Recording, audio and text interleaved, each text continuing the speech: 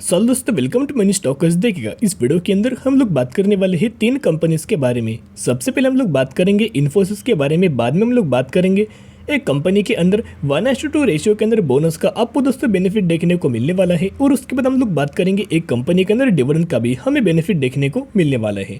जहां तीनों कंपनी के अंदर important updates as well as हमें इंपॉर्टेंट न्यूज़ निकल के आ रही है, तो एक एक कंपनी के बारे में मैं आपके साथ शेयर करना चाहूँगा। अगर आपके पोर्टफोलियो के अंदर इन्फोसिस कंपनी प्रेजेंट आपको देखने को मिल रही है, तो आपके लिए बहुत ज़्यादा इंपॉर्टेंट हमें न्यूज़ निकल के आ रही है। तो बिल्कुल दोस्तों, व्यूवर्स लोगों को रिक्वेस्ट करना चाहूँगा, स्किप मत करना, बहुत ज़्यादा वीडियो हमें इंपॉर्टेंट दोस्तों देखने को मिलने वाला है। सबसे पहले अगर आप यहाँ देखोगे तो मार्केट सेंटिमेंट्स की अगर बात की जाए, इंडाइसेस की अगर बात की जाए, तो पहले मार्केट हमें गैप डाउन ओपनिंग के अंदर ओपन होते हुए देखने को मिला। उसके बाद मार्केट के अंदर एक शानदार तरीके से रैली दोस्तों हमें देखने को मिला। ओपन हुआ था नेगेटिविटी के अंदर, ओपन हमें देखने को मिला। बाद में मार्केट पॉजिटिव हमें ड्राइव होते हुए देखने को मिला था, लेकिन क्लोज होते होते हमें नेगेटिव के ही अंदर हमें मार्केट ओपन दोस्तों होती यहाँ क्लोज होते हुए देखने को मिला। सेकेंड पॉइंट, यहाँ बैंक निफ्टी की अगर बात की जाए, इतना huge amount of globally pressure होने के बावजूद भी हमें बैंक निफ्टी के अंदर भी एक शानदार तरीके से पॉजिटिव मात्रा में हमें क्लोजिंग दोस्तों देखने को मिला। और निफ्टी आईटी इंडेक्स के अंदर हमें मोर देन 3% की गिरावट हमें देखने को मिल रहा था, लेकिन क्लोज होते होते ऑलमोस्ट इंडाइसेस के अंदर भी हमें रिकवर दोस्तों देखने को मिल चुकी है। लेकिन अब अगर इन्फोसिस की अगर बात की जाए, तो इन्फोसिस के अंदर मॉर्निंग के समय ऑलमोस्ट 4% की कंपनी के अंदर हमें करेक्शन देखने को मिल चुका था। अभी अगर आप देखोगे तो 4.5% का करेक्शन अभी भी हमें इन्फोसिस के अंदर देखने को मिल चुका है। यानी कि मार्केट के अंदर जिस तरह से तो क्लोजिंग आपको देखने को मिला, और ज़्यादा इन्फोसिस के अंदर करेक्शन हमें देखने को मिला। अभी दोस्तों यहाँ अगर आप देखोगे 1475 रुपीज़ के आसपास इन्फोसिस के अंदर हमें आज के दिन आपको क्लोजिंग देखने को मिल चुके हैं। दो खबर हमें इन्फोसिस के अंदर आपको दोस्तों देखने को मिल रही है। एक तो अच्छी खासी बेसिस के ऊपर पॉजिटिव न्यूज़, सेकंड न्यूज़ की अगर बात की जाए तो नेगेटिव न्यूज़ हमें देखने को मिल रही है। तो सबसे पहले मैं आपके साथ नेगेटिव न्यूज़ दोस्तों शेयर करना चाहूँगा, जहां कल के दिन हमें यूएस का इन्फ्लेशन रेट का हमें डेटा दोस्तों देखने को मिल रहा था। यानी कि यहाँ कल हमें यूएस का इन्फ्लेशन रेट का डेटा हमें देखने को मिल चुका था। अभी डेटा के अंदर दोस्तों क्या मेंशन किया था, कितना हमें डेटा देखने को मिला, 8.3% के आसपास निकल के आ रहा है। एक्सपेक्टेड कितना था, 8.1%। तो इसी न्यूज़ के कारण हमें मार्केट के ऊपर प्रेशर देखने को मिला, मार्केट के ऊपर पैनिक लेवल हमें देखने को मिला, और मार्केट के अंदर आज के दिन हमें गैप डाउन दोस्तों ओपनिंग देखने को मिला। मार्केट नेगेटिव ओपन होने का एक ही हमें रीजंस निकल के आ रहा है कि इन्फ्लेशन रेट का जो डेटा है वो हमें कल के दिन यूएस का आपको देखने को मिल रहा था, कोई दोस्तों इंडिया का हमें इन्फ्लेशन डेटा देखने को नहीं मिला।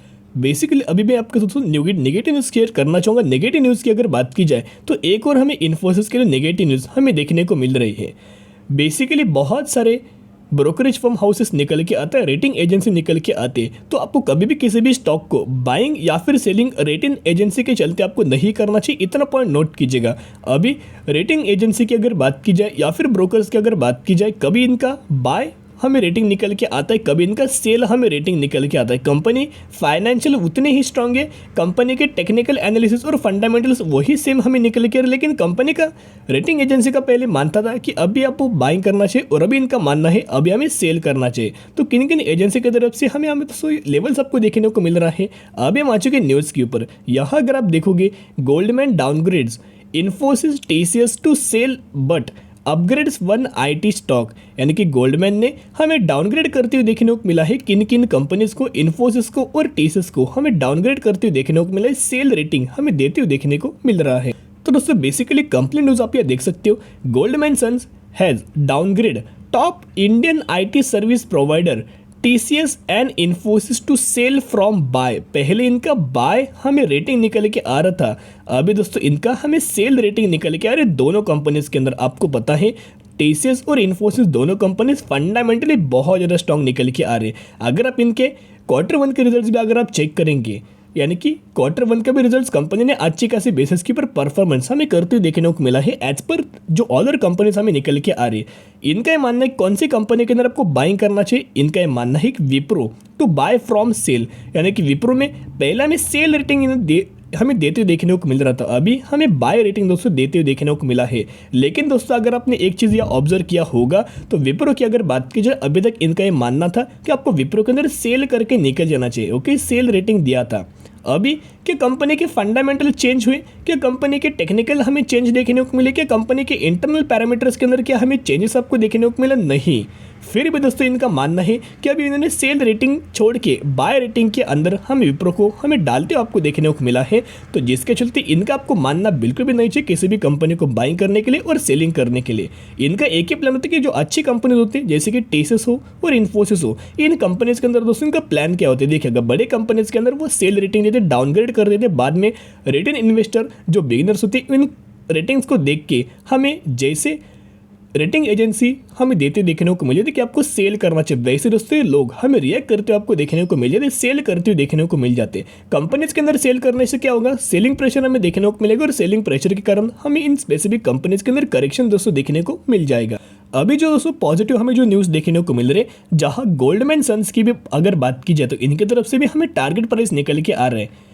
एज वेल एज मैकवेरी की अगर बात की जाए तो मैकवेरी की तरफ से भी हमें टारगेट प्राइस देखने को मिल रहा है। मैकवेरी ने टारगेट प्राइस क्या दिया है, 1800 रुपये का हमें टारगेट इन्फोसिस का हमें देते देखने को मिला है। वो गोल्डमैन सन्स की अगर बात की जाए तो इनका दोस्तों टारगेट बहुत ज़्यादा नेगेटिव हमें निकल के, अरे 1200 रुपये का टारगेट इन्होंने इन्फोसिस का हमें देते हुए देखने को मिला है।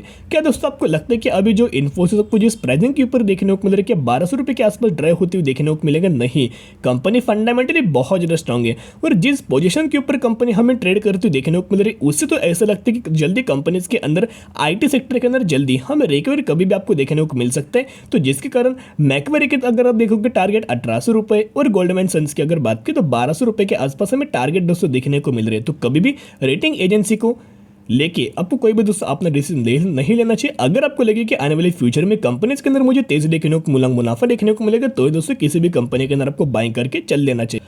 तो बेसिकली इन्फोसिस की अगर बात की जाए और टीसीएस की अगर बात की जाए तो इन दोनों कंपनीज को दोस्तों सेल मत कीजिएगा। हो सके तो अगर आप देखोगे एवरेज आउट कर सकते, जितना हमें इन कंपनीज के अंदर गिरावट आपको देखने को मिल रहा है उतना इस कंपनी के अंदर और ज़्यादा शेयर ऐड करके लंबे समय के लिए होल्ड कीजिएगा। पता है और ज़्यादा कुछ हमें आने वाले फ्यूचर में एक नेगेटिव दोस्तों बहुत सारे हमें खबर देखने को मिल सकती है, कंपनी के अंदर पैनिक लेवल और भी हमें बढ़ते आपको देखने को मिल रहा है। लेकिन एक ही पॉइंट नोट कीजिएगा, अभी 1500 रुपये के आसपास कंपनी ट्रेड करती हुई देखने को मिल रही। कई लोगों ने 1800 रुपये के आसपास भी इन्फोसिस के अंदर बाइंग करते हुए हमें देखने को मिला है। तो कोई बात नहीं, शॉर्ट टर्म में आपको पैनिक लेवल देखने को मिल सकते हैं। लॉन्ग टर्म बेसिस के ऊपर अगर बात की जाए तो अच्छी खासी बेसिस के ऊपर तेजी हमें विप्रो, इन्फोसिस और टीसीएस के अंदर दोस्तों देखने को मिल सकती है। तो इन्फोसिस के अंदर, टीसीएस के अंदर और विप्रो के अंदर हमें बड़े बड़े म्यूचुअल फंड्स की भी हमें दोस्तों बाइंग देखने को मिल रही है। मैंने बहुत बार इसके बारे में डेटा आपके साथ शेयर कर चुका हूं, पिछले कुछ वीडियो दोस्तों आप कवर अप कर सकते हैं। मैं उस वीडियो के लिंक नीचे डिस्क्रिप्शन दे दूंगा जहां मैंने आपके साथ म्यूचुअल फंड्स का डेटा दोस्तों शेयर कर चुका हूं। तो अगर आप इसके अंदर बाइंग करना चाहते हो, बाय ऑन स्ट्रेटजी अप्लाई करके लंबे समय के लिए होल्ड की जगह करंट प्राइस के ऊपर बाइंग करके आने वाले फ्यूचर के हिसाब से आप यहां होल्ड करके चल सकते हो।